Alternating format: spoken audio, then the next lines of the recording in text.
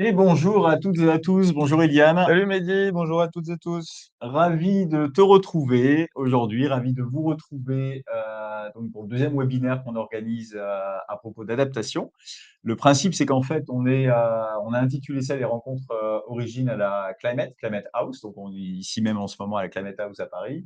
Et l'idée, là, on est sur un cycle de webinaires, un cycle de 3 webinaires. Le premier était il y a déjà quelques semaines, sur lequel tu as pu nous présenter pas mal d'éléments autour de la polycrise, parce que je crois que c'est le sujet sur lequel tu travailles assez régulièrement et sur lequel tu interviens pour présenter ces différents éléments de constat auprès des entreprises. Et donc là, du deuxième, webinaire, grand merci Marie, je fais un petit coucou qui nous a, voilà. Et l'idée du deuxième webinaire, c'est justement de approfondir le sujet, se poser aussi pas Trouver mal de des questions. solutions, en tout Exactement. cas essayer d'empouvoirer tout le monde, après avoir déprimé tout le monde au premier, quoi. Donc J'espère que vous êtes revenus, hein. C'était pas facile, hein. Mais bon, on a eu des super animaux. c'est un peu l'idée justement, c'est de se dire maintenant comment est-ce que donc tu vas nous proposer une méthode, comment est-ce qu'on est capable de travailler côté entreprise, côté organisation, et justement l'idée de pouvoir intégrer tous ces éléments dans son mode de fonctionnement.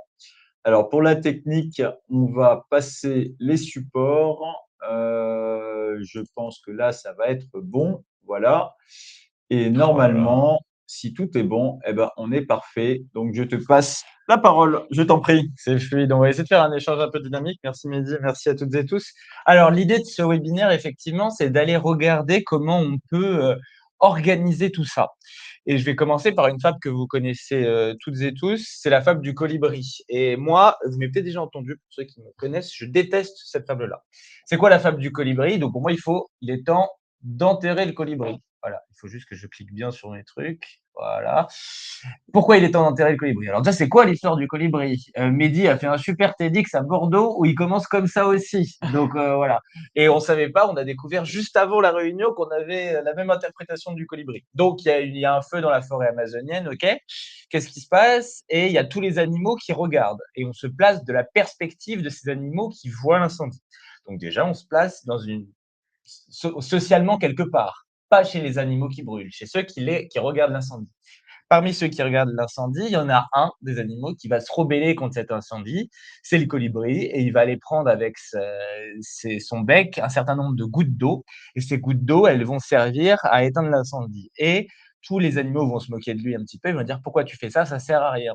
Et le colibri va dire je fais ma part. Et généralement, on s'arrête dans cette histoire à ce moment-là et on se dit voilà, on a un problème systémique énorme et chacun doit faire sa part. On a réussi à nous vendre ça.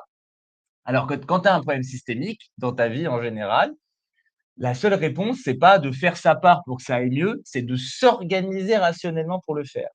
Et c'est là où, en fait, la fable du colibri, elle a une limite. Parce qu'à la fin de la fable du colibri, ce qu'on vous raconte jamais, c'est que le colibri, comme disait quand même Eddie Mehdi dans son TEDx, il finit rôti. Il meurt et l'incendie continue.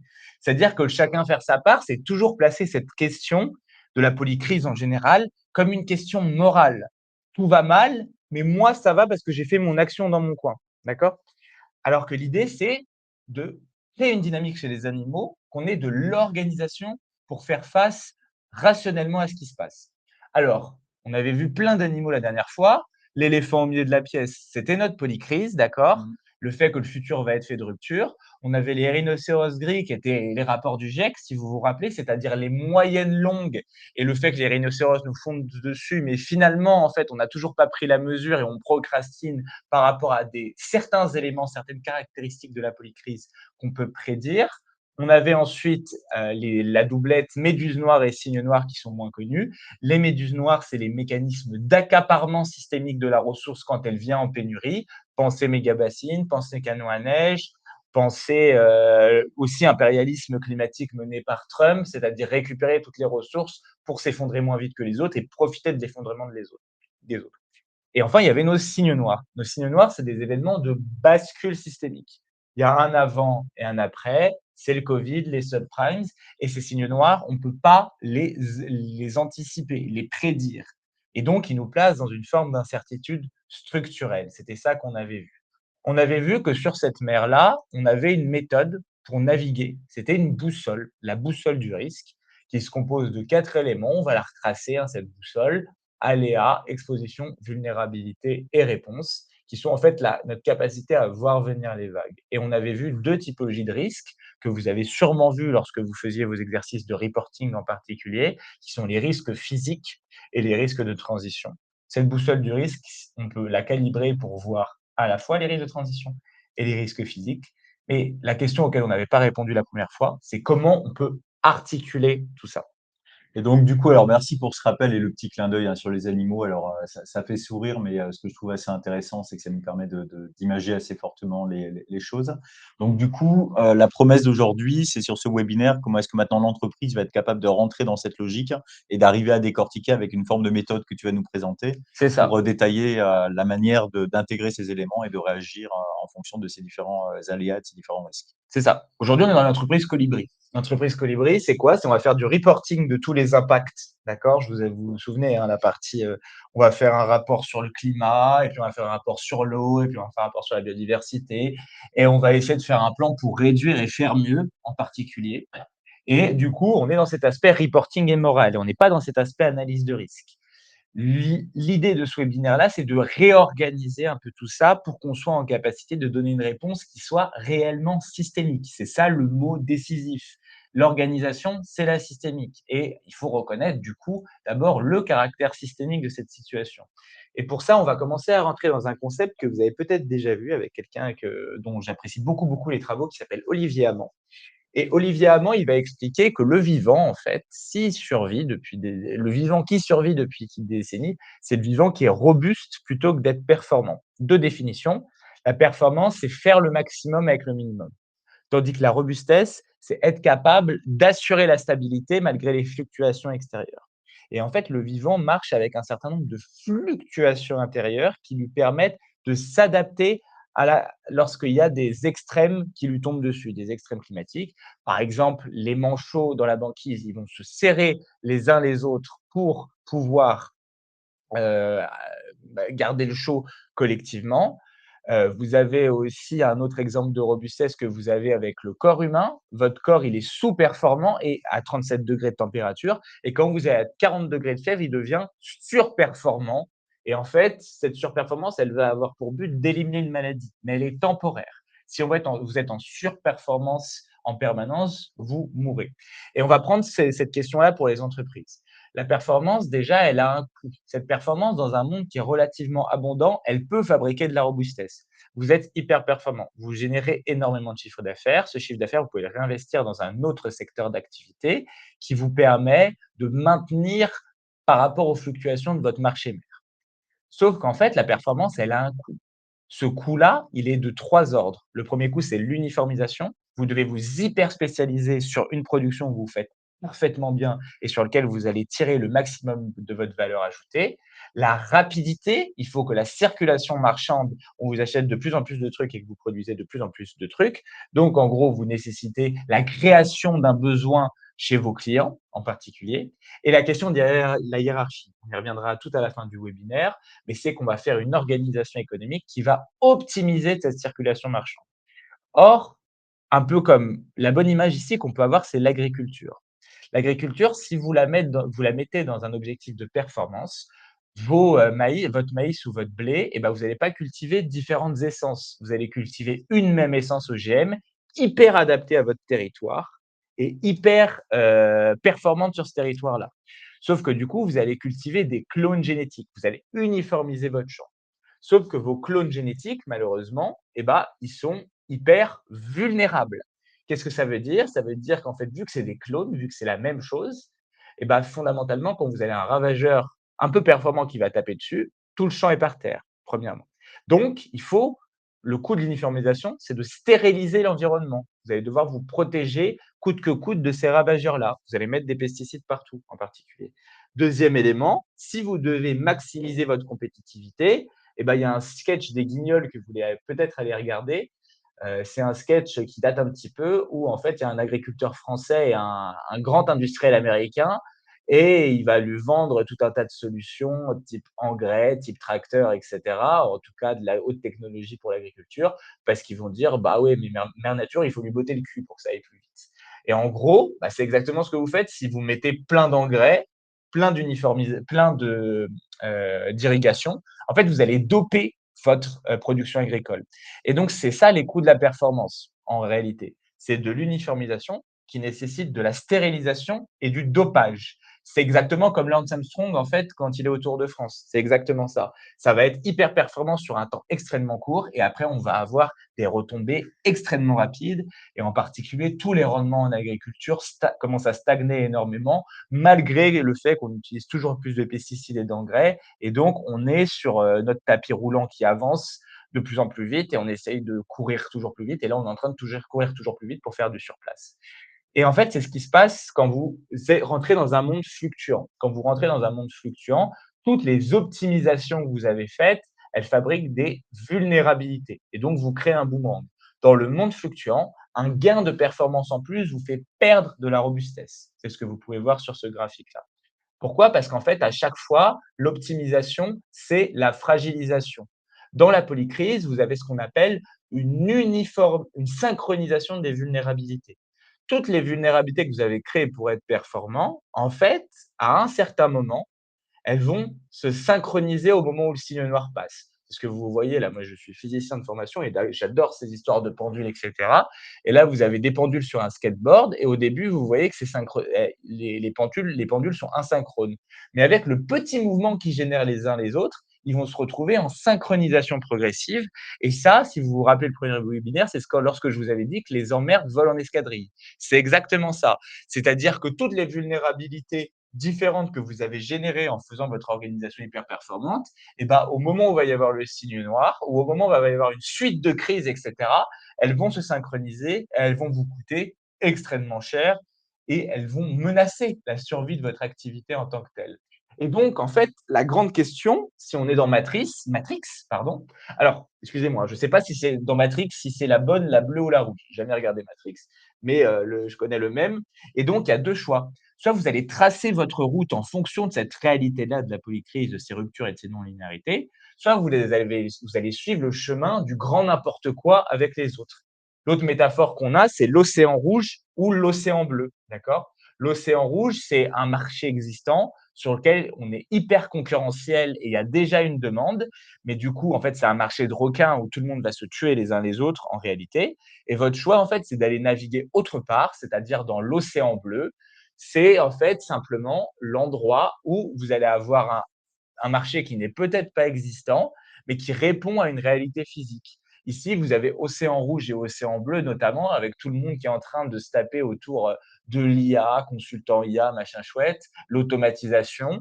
Et ça, en fait, bah, fondamentalement, vous pouvez aller faire la course, vous vous baignez avec les requins, mais je ne sais pas si vous allez vous en sortir. Or, les entreprises, moi, plusieurs m'ont croisé, ils m'ont dit, les directeurs RSE, ah bah à un moment, la RSE, c'était la mode, et maintenant, on est passé à une autre mode, on est passé à l'IA, et donc, on va voir comment on automatise tout.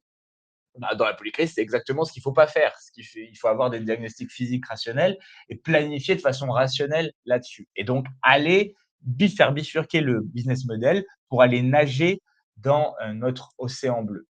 Et donc, bah, la grande question, d'abord, c'est qu'il faut que vous soyez en mesure de mesurer, d'avoir des thermomètres de la polycrise. Là, j'ai mis une boussole, j'aurais dû mettre un thermomètre. Savoir, en fait, comment ça va se manifester pour vous, au moins les rhinocéros gris, et donc, en fait, avoir une méthode pour faire ça. Et toute la difficulté, et je trouve qu'effectivement, merci de rappeler encore les propos d'Olivier Hamon qui est hyper intéressant là sur ces analyses. En fait, on a peut-être été un peu intoxiqué dans nos modèles économiques par de la performance qui a été hyper souhaitable, hein. C'est le début de la courbe quand on voit que ça monte et que ça nous permet d'augmenter assez fortement. Mais la difficulté, c'est qu'à continuer avec ce modèle de performance, comme tu nous expliques, on est en incapacité d'intégrer telle contrainte qui vont pouvoir arriver. Donc, du coup, j'imagine, pour la suite, tu vas devoir nous donner peut-être un mode d'emploi, un mode de fonctionnement. Je crois que tu as prévu quatre étapes C'est ça, il y a sur 4 lesquelles étapes. on va arriver à se désensibiliser à cette notion de performance. C'est ça. Après, il y a aussi bon, la performance peut être souhaitable, mais en fait, elle est surtout possible, rendue possible dans un monde où on a une énergie extrêmement abondante. C'est l'organisation économique qu'on a actuellement, elle est un peu héritée de post-45 et en post-45, en fait, c'était un monde où on avait 10 de pétrole en plus chaque année dans l'économie et Si on s'abstenait de considérations morales sur la condition d'une partie des travailleurs, que ce soit dans les pays occidentaux, mais aussi en Chine, etc., et ben, ça tournait quand même plutôt bien. Sauf que là, en fait, il faut trouver de nouveaux relais de croissance et vu que tout se contracte, on commence à réagir n'importe comment dans la panique parce qu'il n'y a pas eu de planification rationnelle de ces enjeux-là. Et moi, ce que je vais essayer de vous donner, c'est une stratégie pour gérer l'incertitude. La première partie de la stratégie, c'est des choses que vous avez déjà vues, je pense, c'est analyser et quantifier. C'est l'analyse de risque. 3 bouts, risque sur les infrastructures, risque sur les flux. Souvenez-vous, hein, l'aveugle qu'on avait eu lors du premier webinaire qui cherche ses clés sous le Porsche, sous le lampadaire, et la question d'évaluation du coût. Alors, en gros, je vais reprendre mon équation du risque climatique, que je vais mettre en un peu plus compliqué. L'équation du risque, on peut la décomposer simplement en deux choses, une exposition élargie et une vulnérabilité élargie. L'exposition, c'est l'exposition à des facteurs externes. Ces facteurs externes, ça peut être pour les risques physiques, les aléas climatiques, mais pour les risques de marché, ou plutôt pour les risques de transition, c'est les risques de régulation, prix du carbone, les tendances de marché, les tendances technologiques ou de réputation. Et donc, en fait, ce qu'on va faire quand on fait ces analyses de risque, on va se placer sur des scénarios externes, les scénarios du GIEC, les tendances à la décarbonation de l'Agence internationale de l'énergie, etc. Et on va prendre ça sur un niveau site ou un niveau pays.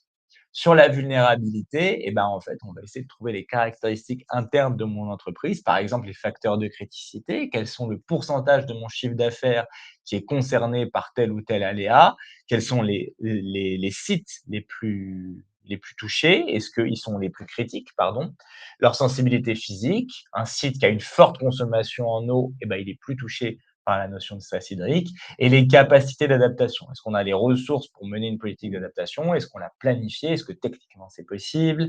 Quels sont les freins, etc. Et dans ce cadre-là, on va se placer sur des scénarios internes. Et donc, tout l'enjeu, c'est de quantifier le risque.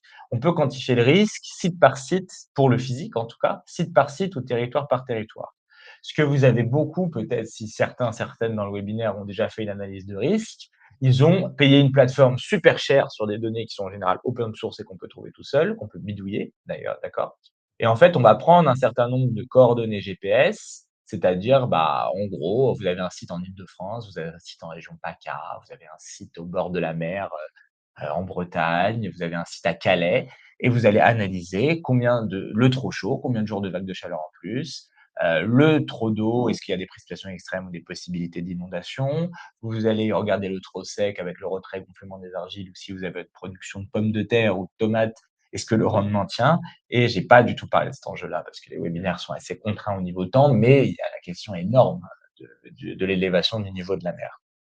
Et donc, en fait, ce que vous allez faire, c'est que vous allez avoir un gros Excel à la fin, où vous allez donner plein de coordonnées GPS. Et à côté de ces coordonnées GPS, vous allez avoir nombre de jours de vagues de chaleur en plus, nombre de jours de précipitations en plus, nombre de jours de sécheresse, et vous allez faire plus ou moins vous allez croiser ces risques et voir les sites les plus à risque. D'accord? Ça, c'est l'approche extrêmement classique qu'on a sur à peu près toutes les prestations de risque climatique. C'est une prestation qui est assez limitée, notamment lorsqu'on regarde les territoires. Un territoire, c'est pas un ensemble de points, c'est des zones géographiques. Et là, on peut regarder notamment ce qu'on appelle l'effet chaleur urbain. Là, c'était une modélisation que j'avais fait pour mon coursateur autour du bois de Vincennes, où on essaie de trouver les zones qui chauffent le plus. Et pour ça, on peut utiliser des données satellitaires. Vous pouvez aussi avoir des données topographiques, c'est-à-dire sur une ville, qu'est-ce qui se passe si vous lui versez une bassine d'eau dessus, d'accord? C'est des modélisations en gros sur le sol, l'altitude des sols et qu'est-ce qui va être inondé en premier. Donc, ça permet de prioriser l'action sur les zones les plus impactées, comme le site par site permettait de prioriser l'action sur les sites les plus impactés. Et par exemple, on peut aussi regarder les bâtiments et le coût sur le retrait-gonflement des argiles. Et donc en fait, ça, c'est la question du risque sur les sites. C'est en général s là où s'arrêtent la plupart des boîtes. C'est le scope A, ça. Sauf qu'en fait, le risque, il est aussi sur vos flux. Donc il y a aussi le scope B et le scope C et la façon de prendre en compte cela, c'est de simplifier votre entreprise, de faire ce qu'on appelle une cartographie des flux.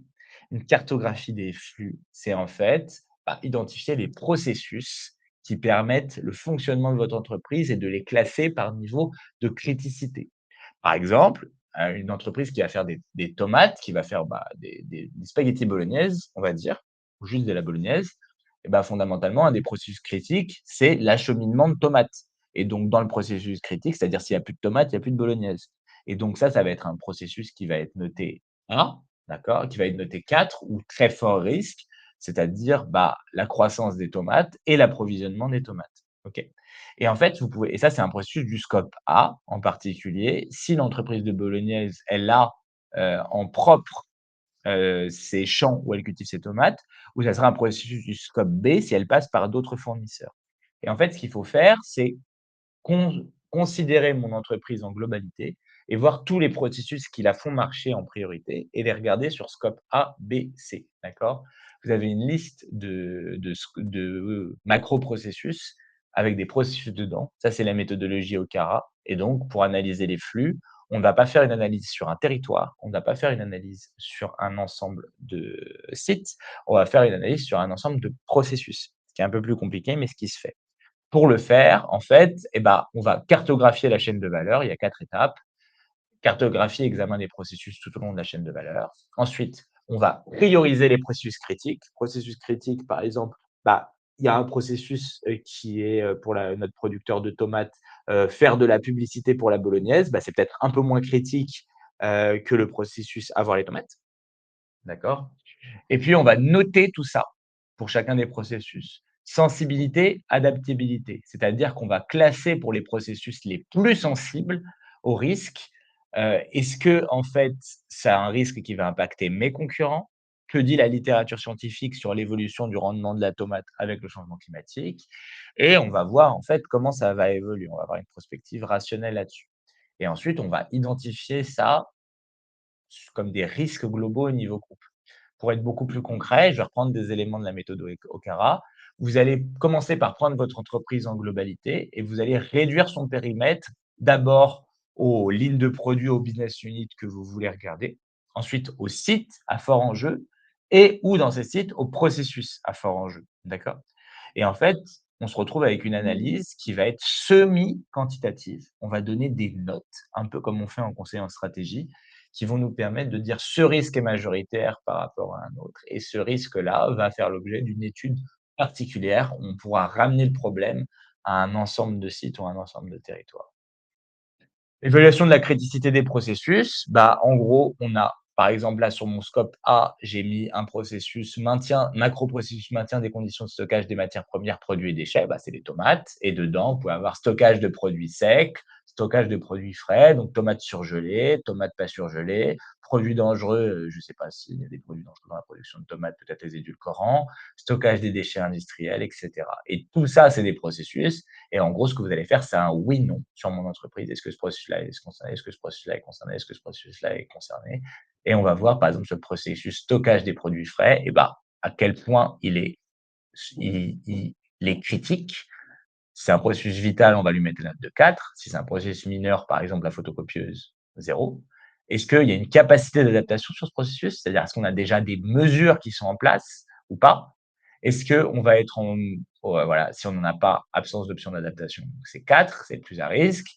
Est-ce qu'on a déjà les meilleures mesures d'adaptation? Est-ce qu'elles sont en place? Est-ce qu'on a des marges? La sensibilité aux aléas, est-ce que c'est très sensible à la chaleur? Est-ce que c'est très sensible au trop d'eau? Est-ce que c'est très sensible à l'évolution du marché du carbone si on prend l'effet générateur de transition? Niveau de probabilité, d'accord, et cetera. Est-ce que cet aléa va se déclencher? Et ça, c'est plutôt une analyse d'exposition. Et une fois que vous avez fait ça, vous pouvez vous ramener à une matrice de matérialité. Ici, je vous ai pris une entreprise qui fait des productions de vêtements, par exemple. Vous allez avoir en fait comme ça, en agrégeant les processus et les aléas, des grands risques et vous allez voir une matrice de matérialité avec un niveau de sensibilité aux effets du changement climatique en général, aux effets des risques physiques ou des risques de transition et un niveau d'enjeu. Et vous pouvez dire, par exemple, dans cette entreprise-là, que c'est la durabilité climatique de la production agricole qui est spécifique. Pourquoi? Parce que ton entreprise sans tomates, sans coton, elle ne fonctionne pas. Et le coton est aujourd'hui dans des zones extrêmement localisées concernées par le stress hydrique. Et quand on a fait ça, en fait, on commence à voir cartographier notre océan.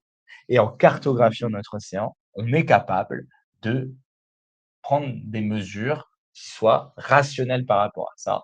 C'est-à-dire, si c'est la durabilité climatique de ma production de coton qui pose problème, je vais essayer d'évaluer combien ça va me coûter, d'accord? De ressources un peu génériques, mais les évaluations, on peut en faire un petit modèle, pour ça. Il y a la World Resource Institute qui nous disait que chaque dollar investi dans l'adaptation et la résilience climatique génère plus de 10 de bénéfices en 10 ans, c'est-à-dire qu'on évite des coûts, d'accord? Et Banque européenne d'investissement, c'est plutôt un rapport entre 5 et 7. Mais voilà, c'est toujours la même chose, hein, c'est mieux vaut prévenir que guérir, hein, c'est la cigale et la fourmi. Et donc, bah, en fait, on commence là à rentrer là-dedans, dans cette question de l'organisation, qui est, bah, bien loin du colibri là. C'est vraiment quelque chose de beaucoup plus rationnel, beaucoup plus carré, beaucoup plus ingénieur, moi comme j'aime, hein. Génial, merci, merci Eliane. Très dense comme contenu. Alors, j'en profite d'ailleurs sur 2 éléments. Bien évidemment, on vous mettra à disposition le replay qui circulera et on en fera aussi des extraits Ouais. à pouvoir partager. Moi, de ce que je retiens, si je me permets de commenter, en fait, j'ai beaucoup apprécié la notion de chaîne de valeur, alors Mmh. qui tombe sous le sens quand tu nous l'as expliqué avec ton exemple de la tomate ou l'exemple du coton. Mais c'est peut-être un peu la difficulté d'arriver à se dire effectivement de quoi est-ce que je dépends et si les dominos cascadent remontent au fur et à mesure, quel sera un peu mon impact. Et ce qui permet peut-être pour je ne sais pas si on a des entreprises, par exemple des PME ou qui ont des sujets qui peuvent avoir le sentiment d'être assez peu exposés, mais finalement en remontant sa chaîne de valeur, on peut se rendre compte qu'à un moment ou à un autre, il peut y avoir des impacts assez conséquents.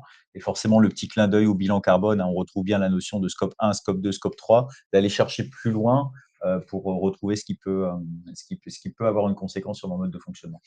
Et autre information, on est parti un peu bille en tête avec l'histoire de Colibri, mais j'ai oublié de dire, on est sur LinkedIn, donc on va continuer jusqu'à 14 heures. On va garder quelques minutes à la fin pour les questions, et n'hésitez pas, ça doit être juste en dessous, vous pouvez directement poser vos questions dans les commentaires, je les regarderai une fois au fur et à mesure pour les partager avec Iliana.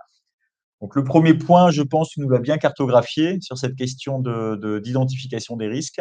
Maintenant, tu vas arriver au deuxième point, C'est j'imagine, ça, hein. exactement. 1, 2 après 1.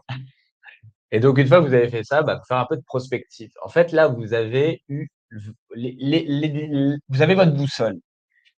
Mais après, il faut que vous traciez votre chemin et que vous sachiez à peu près comment la mer va évoluer. OK? Donc il y a 3 choses: effectuer un exercice de prospective stratégique, cartographier les risques et les effets dominos, c'est-à-dire imaginer comment les risques qu'on a mis sur notre matrice, eh ben, ils peuvent, s'intriquer les uns et les autres et construire ce qu'on appelle une métrique de vulnérabilité.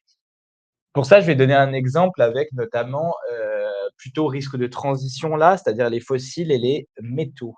Il y a un très bon rapport du Shift Project qui vient de sortir sur la décarbonation de l'Europe comme un enjeu stratégique. Je vais pas du coup parler trop de ça, mais j'ai consulté ça ce matin et c'est vraiment absolument génial.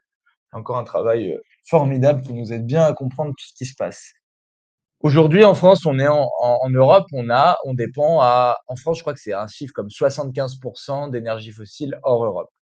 Or, aujourd'hui, il y a une grande promesse de la transition verte qui est de remplacer un extractivisme fossile par un extractivisme métallique.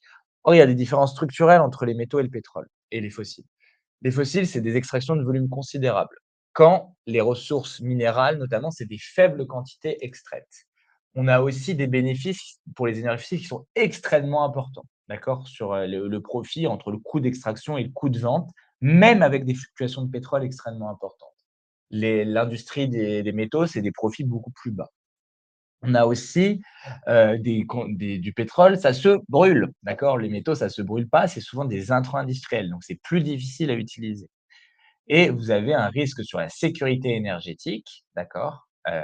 Du monde avec ces énergies fossiles, tandis qu'on a plutôt un risque sur la transition énergétique sur les métaux. On va le voir là pour l'exemple du cuivre et il y a une question, les fossiles ne sont pas recyclables, tandis que les métaux sont recyclables. Alors, du coup, souvent, ce qui est vanté sur la transition, c'est on va remplacer les voitures thermiques par des voitures électriques et on va remplacer, tout ce qui est on va électrifier tout ce qu'on peut, en gros, c'est ça et puis on va décarboner notre électricité, on s'en sortira. Ça, malheureusement, ça va se heurter à des flux d'énergie et de matière qui vont être contraints. Ici, je vous ai donné l'exemple du cuivre avec une analyse, de l'IFP Énergie Nouvelle. Le graphique date un peu, c'est une projection qui date de 2022 et vous voyez que si on tient l'objectif de degrés, là, ce que je suis en train de vous faire, c'est une mini analyse de risque de transition. Vous avez une augmentation de la demande de cuivre qui va augmenter de façon très importante. On passe de 20 mégatonnes par an à 100 mégatonnes par an. Donc vous avez un x5 sur la demande globale de cuivre, qui est portée par plein de secteurs différents. Le réseau électrique qu'il faut renouveler, qui est vieillissant, qui doit aussi intégrer de plus en plus de renouvelables et qui nécessite de nouveaux investissements et de nouveaux métaux. Ça tire la demande de cuivre. Autre chose qui tire énormément la demande de cuivre, les véhicules électriques. OK?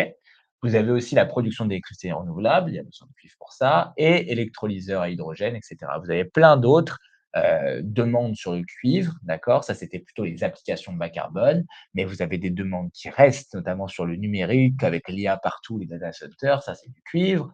Vous avez aussi un besoin pour le bâtiment, vous avez des besoins en fait qui sont tirés par énormément de secteurs pour les biens de consommation, et cetera, et cetera.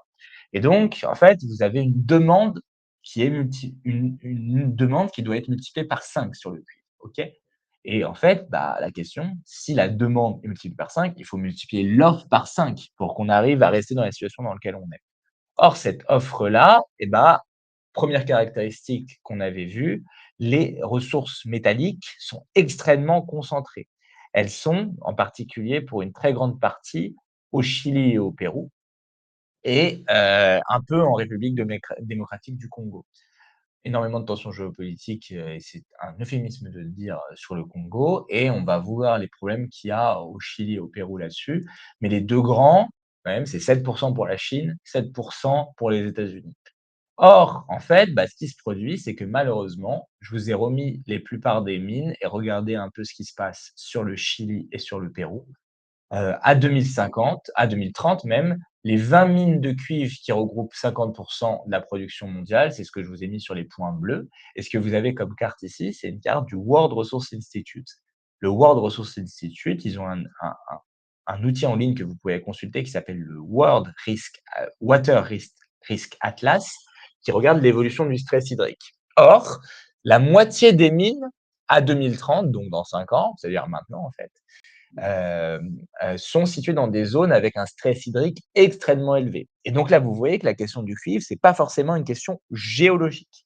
C'est une question aussi de disponibilité de la ressource en eau pour extraire le cuivre qu'on a. C'était un enjeu, ça en particulier, de l'élection présidentielle chilienne, parce que à l'élection présidentielle chilienne derrière, on avait d'énormes problèmes de ressources en eau et on avait des gens qui se retrouvaient avec plus d'eau à leur robinet ou plus d'eau pour l'agriculture et l'irrigation de leur production agricole, parce qu'on avait un stress hydrique qui augmente sur la région et que les mines de cuivre, elles demandaient extrêmement beaucoup d'eau pour fonctionner. Et donc, bah, si vous faites les projections géologiques, vous pouvez vous dire qu'en fait, il y a assez de cuivre, on va réussir à s'en sortir. Mais en fait, si on intègre les contraintes et les risques physiques avec une analyse globale, là, on a croisé un risque de transition et un risque physique, on se rend compte qu'on va être contraint en termes de disponibilité sur cette ressource critique. Et ça, c'est quelque chose d'extrêmement important. Il va falloir qu'on arrive à construire une métrique de vulnérabilité où, en fait, on arrive à compter le risque comme on compte le carbone en termes d'émissions de CO2. D'accord? Cette métrique de risque, elle peut se compter en métrique financière ou elle peut être une métrique spécifique à un secteur particulier. Et donc, en fait, c'est ça qu'il faut réaliser à faire. C'est sur votre business model, on n'a que 45 minutes, donc je ne peux pas le faire sur tous les secteurs, mais essayez de faire communiquer les différents risques que vous avez identifiés. Ici, sur ce risque-là, bah, par exemple, pour un producteur de cuivre ou un producteur, je ne sais pas, de véhicules électriques ou d'énergie renouvelable, il va se rendre compte, en premier lieu, qu'il va y avoir un risque parce qu'il y a une demande qui augmente de façon extrêmement importante sur le cuivre, et il va croiser ça sur ses fournisseurs actuels ou les fournisseurs globaux, et il va voir qu'il y a déjà une tension sur le stress hydrique et que cette tension, elle va augmenter. Et donc, la solution, en général, la planification, ça va plutôt être de s'orienter vers des formes de sobriété. Et vous voyez que c'est donc des véhicules électriques moins lourds, par exemple. Et vous voyez que là, on n'est pas du tout sur un enjeu moral, on est vraiment sur juste une analyse rationnelle des choses, de la contrainte climat, ressources, énergie.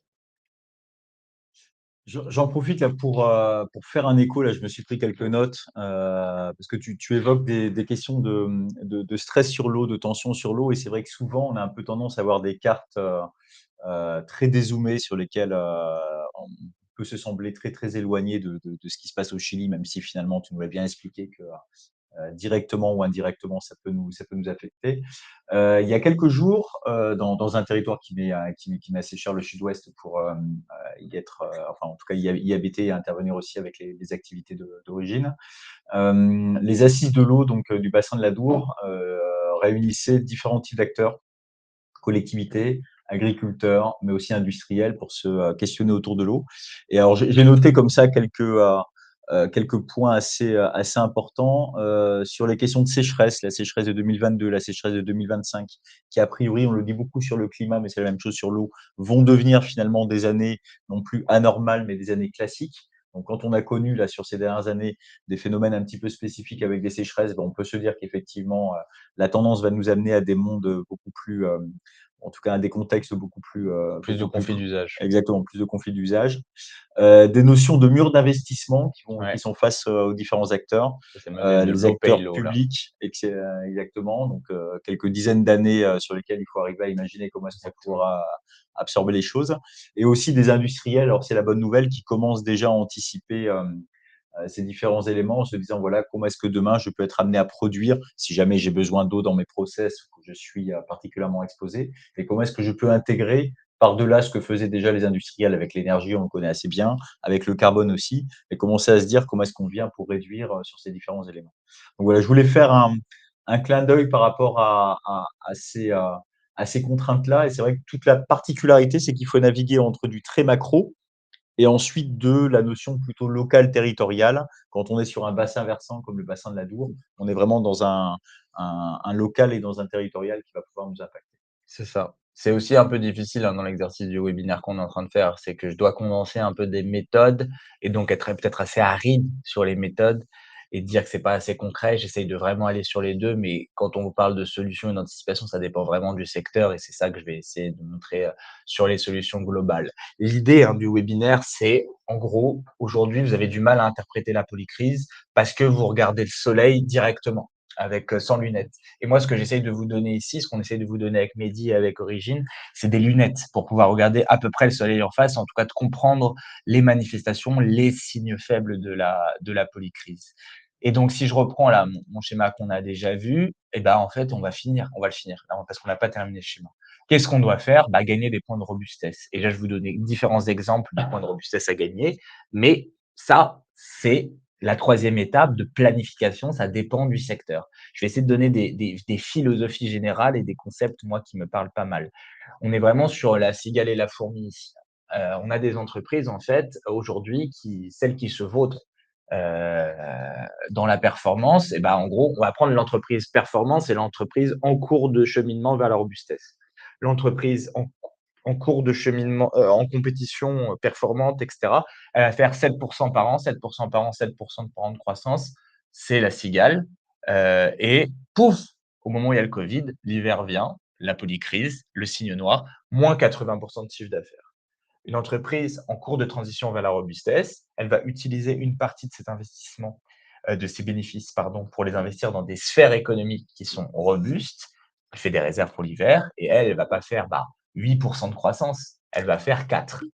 4, 4, 4 sur les 3 ans. Donc, on se dit, la cigale, elle est 2 fois plus performante, l'entreprise cigale est 2 fois plus performante que l'entreprise fourmi. Tout va bien, sauf qu'au moment du Covid, au moment de la polycrise, au moment de la manifestation d'un signe noir de la polycrise, pouf, notre fourmi, elle ne perd que 20%. Et vous voyez que l'écart, il est colossal, en fait, de stabilité si on prend la moyenne sur les 4 ans avec le signe noir ou la moyenne sur les 3 ans sans le signe noir. Et donc, avoir une vision court-termiste, c'est en fait se suicider pour de vrai au moment où le signe noir se produit. Ou se dire d'avoir un peu de chance que les vulnérabilités ne se synchronisent pas. Et donc, comment on fait l'entreprise fourmi? L'entreprise fourmi, elle fait de la robustesse. Donc, au lieu de faire l'uniformisation, elle fait de la diversification. Donc là, j'ai mis un exemple sur un rapport de mon ancienne boîte qui s'appelle EcoAct sur la résilience des musées, mais le schéma, je le trouve très très bien pour en fait illustrer c'est quoi l'habitat, le bâtiment adapté du 21e siècle. En fait, c'est un bâtiment où on a une rénovation thermique assez importante. C'est un bâtiment où on a des brises-soleil, c'est un bâtiment où on a de la circulation interne, etc. C'est un bâtiment qu'on arrive à refroidir sans climatisation. C'est un exemple de diversification. Et très important, c'est vous diversifiez vous, mais diversifiez vos clients. Si vous faites de la rénovation thermique, si vous êtes dans le bâtiment, et ben, aller nager dans l'océan bleu, c'est répondre à cette demande qui va être majeure. Autre élément, bah, la lenteur. Là, vous avez peut-être déjà entendu parler de la question des low-tech. On n'a pas le temps, donc je ne vais pas faire un long déroulé sur les low-tech, mais en gros, c'est vraiment une philosophie, c'est-à-dire fondamentalement essayer de limiter à chaque fois son impact, avoir des conceptions qui soient techniquement soutenables, qui répondent à un besoin, qui soient désautomatisées. Quelque chose qui est low-tech, par exemple, c'est les volets de chez vous. Moi, par exemple, chez moi, il n'y a pas longtemps, j'ai un volet électrique et quand le truc s'est cassé, j'ai passé une semaine dans le noir. Alors que si on a un volet, hop, qu'on ouvre comme ça, fondamentalement, s'il est cassé, on peut arriver à se débrouiller. À chaque fois que vous mettez de l'automatisation dans les choses, vous perdez en jeu et vous avez une vulnérabilité qui peut synchroniser au moment de la catastrophe. Moi, j'aime beaucoup, hein, rappelez-vous de nos pendules à chaque fois. Et bien sûr, de la redondance. La redondance, il va falloir que vous qu'on passe tous ensemble de la chaîne de valeur à la cascade de valeur. C'est quoi la chaîne de valeur? Donc là, je vais vous apprendre à produire un truc. Vous avez des matières premières et des travailleurs qui vous passent dans une grosse boîte qui s'appelle production. Ça vous donne des produits et des déchets. OK? Vos produits, vous allez les vendre à votre client numéro un. Mais vos déchets, vous allez les mettre à la poubelle. D'accord? Et vous allez recommencer.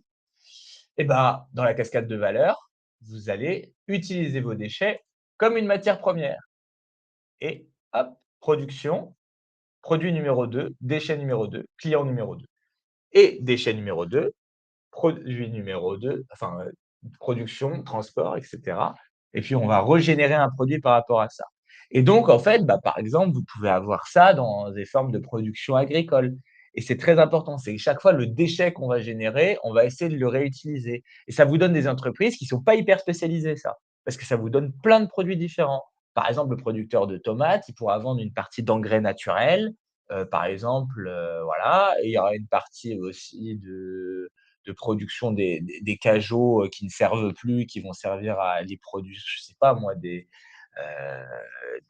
meubles en bois et cetera. Une fois qu'on est rentré là-dedans, dans cette volonté de résilience et de limitation du risque, il y a énormément de choses qui peuvent se produire et la cascade de valeur, c'est un exemple qui peut être très important et la l'autre chose qu'il faut comprendre, c'est qu'on va avoir ces ruptures et ces ruptures, bah, c'est en fait réparer son toit. Quand vous avez un toit qui est brisé, et bah, vous le réparez quand il fait beau, pas quand il pleut et donc il va falloir anticiper ces ruptures. Là, j'ai fait une bifurcation du business model. Il faut aussi qu'on arrive à se préparer aux signes noirs lorsqu'ils passent. Tu veux Ouais, relancer ouais, ou pas? il reste Ou je termine? un petit quart d'heure, mais Bon, vas-y, je t'en prie, je va. termine alors, comme ça on aura fait toute la présentation et on aura parcouru, on aura le temps pour les questions. Ça, c'est la question se rétablir et bifurquer. C'est-à-dire qu'il y a une question de dire bonjour à son voisin, former à la gestion de crise, se réancrer dans les territoires, et cetera. Parce que les signes noirs, en fait, ils vont créer des ruptures et ces ruptures, j'avais fait une conférence, moi, il y a 1 an avec ce monsieur, le lieutenant-colonel Jérôme Belleret, qui est le directeur des services départementaux d'incendie et de secours du Rhône, sur les moyens matériels et il nous avait dit ça: «N'attendez pas que nous venions vous secourir». Qu'est-ce qui se passe quand il nous a dit ça? En fait, pourquoi il nous a dit ça? Parce que fondamentalement, la métropole de Lyon, c'est 1,4 million de personnes et ils sont, environ 5 000 à 8 000 pompiers.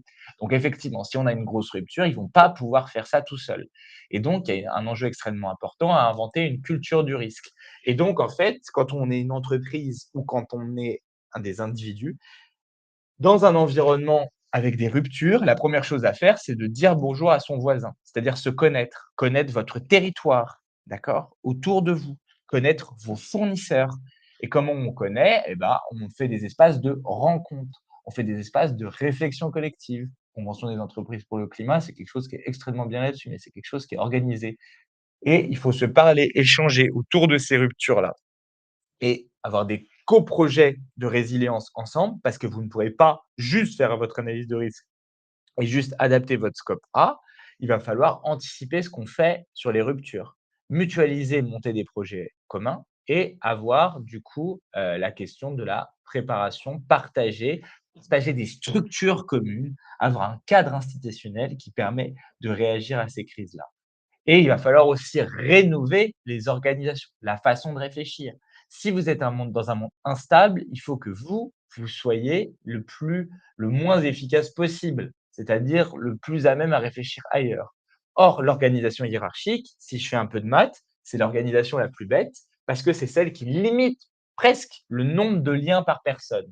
Et donc, si on réfléchit à une autre forme d'organisation, il faut des organisations beaucoup plus circulaires, avec beaucoup plus de réflexion, entourées autour d'une raison d'être et qui permettent d'avoir du jeu, de la capacité adaptative au moment où la catastrophe nous tape dessus. C'est extrêmement important d'avoir ces réflexions sur l'intelligence collective, qu'elles soient internes, c'est-à-dire dans l'entreprise, qui soient orientées vers une raison d'être et non plus par des objectifs de marché, où on maximise l'intelligence collective et donc la robustesse, et qu'on arrive à créer des liens autour sur son écosystème, l'écosystème étant compris son territoire d'opération, quels sont ses besoins, comment je peux y répondre au moment de la catastrophe, quels services je peux offrir à mon territoire en tant que tel et quelles sont les entreprises ou le territoire qui peuvent me fournir des services qui me permettraient de tenir collectivement. Et donc, en fait, ce qu'on a fait dans ce webinaire-là, c'est qu'on a essayé de construire, et je vais m'arrêter là, on fera l'entraide la prochaine fois, une réponse systémique. On était dans une société qui était fragile. Et donc, la fragilité, c'est quoi? Vous avez un choc et vos dommages, ils partent en exponentiel. Quand vous faites de la robustesse, vous êtes en mesure de rester stable malgré les fluctuations. Ça ne veut pas dire que les chocs ne vous font rien, ça veut dire que vous n'avez pas de dynamique de maladaptation systémique qui s'enclenche et donc vous n'avez pas une courbe qui bascule dans l'exponentielle. Et vous voyez que la différence de dégâts, bah, c'est l'air entre les deux courbes, entre la fragile et la robuste. Et donc, fondamentalement, vous avez limité les effets, vous avez limité l'impact de façon extrêmement importante. Si vous apprenez à réagir aux crises, vous allez être en mesure de faire de la résilience, c'est-à-dire au moment de la catastrophe, savoir réagir et donc tirer la courbe d'impact vers le bas. Vous n'avez pas besoin, par exemple, dans une copropriété qui prend feu, dans un immeuble qui prend feu, de tous être pompiers. Par contre, vous allez être beaucoup plus résilient s'il y a un ou deux personnes qui sont formées à évacuer ces bâtiments dans ce genre de cas. Bah, c'est ça qu'il faut faire, avoir des ambassadeurs du risque, des gens qui savent organiser, qui savent synchroniser. Et la dernière étape qu'on devrait avoir, c'est la question de l'antifragilité, c'est-à-dire avoir les plans de bifurcation prêts au moment où il y a une catastrophe pour, en fait, être les premiers pour transitionner et utiliser les crises pour faire sauter les verrous au changement. C'est vraiment ça qui est extrêmement important là-dessus et je finirai sur cette situation. Je passe sur, l'entraide malheureusement parce qu'on n'a pas le temps, je le ferai la prochaine fois. Mais c'est une citation de Martin Luther King qui nous disait: «Nous devons apprendre à vivre ensemble comme des frères, sinon nous allons mourir tous ensemble comme des idiots» et c'est fondamentalement, je trouve, un peu le message de cette réflexion-là. C'est pas le colibri, parce que les colibris ne se parlent pas, ils ne se parlent pas avec les autres. Il faut qu'on apprenne à s'organiser les uns les autres de façon rationnelle et se doter d'institutions pour le faire. Je vous remercie pour votre attention. Grand merci, Iliane, et terminer sur une citation de Luther King. C'est plutôt très intéressant, de Martin Luther King, pardon. En fait, si j'ai simplement un point là avec lequel je partirai de ce webinaire, si je peux relever quelque chose, c'est la notion du territoire sur lequel tu as Ouais, pas mal évoqué. Et c'est vrai qu'en fait, toute la particularité, on peut avoir le sentiment que c'est très hélicoptère, vue d'hélicoptère, quand on a ces grandes cartes et quand ouais, on a ces grandes visions. Ce qui est souvent le cas d'ailleurs, hein, si je me permets de parler de mon expérience, de notre expérience, quand on travaille avec des grands groupes qui sont vraiment dans une vision très large, une stratégie, un plan de développement et une volonté de se positionner sur des échéances assez lointaines. Et on a sens heureusement parce que ça permet de cadrer un peu les choses. mmh. Quand un grand groupe, un grand donneur d'ordre, quel que soit le secteur d'activité, mais va se positionner sur une grande vision long terme parce que en concurrence avec des acteurs mondiaux tout aussi titanesques d'importance, on va dire. Mais finalement, ce qui est très intéressant, c'est ensuite de décliner au niveau local, territorial. Et c'est vrai qu'on voit de plus en plus, alors on va être avec des entreprises, je vous parlais du Sud-Ouest un petit peu plus tôt, on va se retrouver parfois avec des entreprises, des PME, des ETI, des entreprises familiales, qui vont avoir de plus en plus cette notion de collaborer avec des projets biomasse, avec des projets méthanisation, avec des projets recyclage, ou en tout cas volonté de faire cette fameuse notion de circularité de manière très concrète, c'est effectivement d'arriver à travailler à C'est la 10, 15, cascade de 20, 30 valeur. kilomètres. Mais Ça, c'est la cascade de valeur, elle peut se construire aussi pas forcément sur, une cascade qui est organisée sur un territoire. C'est pas forcément une boîte qui va faire, qui va réussir à savoir transformer tous ces ouais, déchets. Mais avec de la coopération, on peut arriver à des choses comme ça. C'est-à-dire, en fait, finalement, relocaliser les flux d'énergie et de matière et prendre avantage de tous les déchets, en particulier, qui sont en fait les ressources d'autres. Mais c'est quelque chose qui s'institutionnalise, qui s'organise. Et c'est là où on retrouve effectivement pas mal d'acteurs plutôt territoriaux, plutôt locaux, qui peuvent être capables d'animer ce type de sujet. Mais globalement, comme finalement les grands groupes, avec cette notion de scope 3 et de capacité à aller chercher ce qui se passe sur leur chaîne de valeur, et dans le même temps, ces sociétés plutôt modestes, plus modestes, on va dire, en termes de taille, ont aussi ce besoin d'aller reporter à des structures beaucoup plus importantes, les donneurs d'ordre. Ben, finalement, on a ce jeu qui s'opère et on arrive à voir comme ça des sujets assez concrets qui se mettent en place. Donc moi, de mon côté, voilà, cette notion de proximité, dire bonjour à son voisin, c'est vraiment le point assez sympathique que j'ai pu noter. Et donc, si je regarde, il nous reste encore une petite dizaine de minutes. Donc, si vous avez des questions, n'hésitez pas à les poser là, juste en bas dans les commentaires sur LinkedIn. Alors, si je prends quelques points qui ont été relevés, tu as évoqué Sator un peu plus tôt. On est à la climate, donc c'est aussi l'occasion de leur faire un petit clin d'œil. Peut-être si tu veux Ouais. repréciser ce qu'ils font, s'il te plaît. Sator, c'est le Netflix des savoirs d'avant-garde. C'est ça le buzzword pour le nommer, mais c'est vraiment ça. Moi, j'étais client Sator. Avant de faire un cours pour Sator sur l'adaptation au changement climatique, vous avez Olivier Amand qui est dessus. Et en fait, c'est des webinaires très montés, très bien filmés, autour en fait des différentes transitions qu'on a à mener. Et en fait, bah, par exemple, le cours, vous avez un cours d'Arthur Keller, un cours d'Olivier Amand, un cours de votre serviteur, un cours de Charline Descolons, d'Aina Kéros, et en fait, c'est 20 épisodes en 30 minutes chacun, comme une série Netflix, pour comprendre tout bah, aux notions d'adaptation, aux notions de robustesse, aux notions d'eau, aux notions de biomimétisme, aux notions aussi d'économie avec Gaël Giraud. Et l'idée, c'est ça, c'est de former, c'est de faire de l'éducation populaire à un prix extrêmement abordable. C'est 11 euros par mois, donc c'est vraiment un format contre Netflix. Il n'y a pas de publicité en plus. Donc, c'est vraiment l'idée de démocratiser le savoir et d'armer dirigeantes, dirigeants, citoyens, citoyennes aux ressources dont elles auront besoin pour affronter la polycrise en tant que telle. Et dans les commentaires, là, dans les échos aussi qui sont partagés sur LinkedIn, en fait, il y a des points qui sont relevés sur ce que tu évoquais un petit peu plus tôt, hein, les différents facteurs, bien évidemment l'énergie, le climat, l'eau, mais aussi les questions de vie des sols. Et Oui, forcément, à un moment ou à un autre, si on a un lien avec le vivant, soit dans son activité, si on est dans l'agroalimentaire, ou en cascade, si on est effectivement lié, on va se retrouver avec des problématiques assez particulières. Beaucoup de remerciements que tu auras le plaisir d'aller regarder très un bien. petit peu après. Et si on doit, là, il nous reste encore quelques minutes.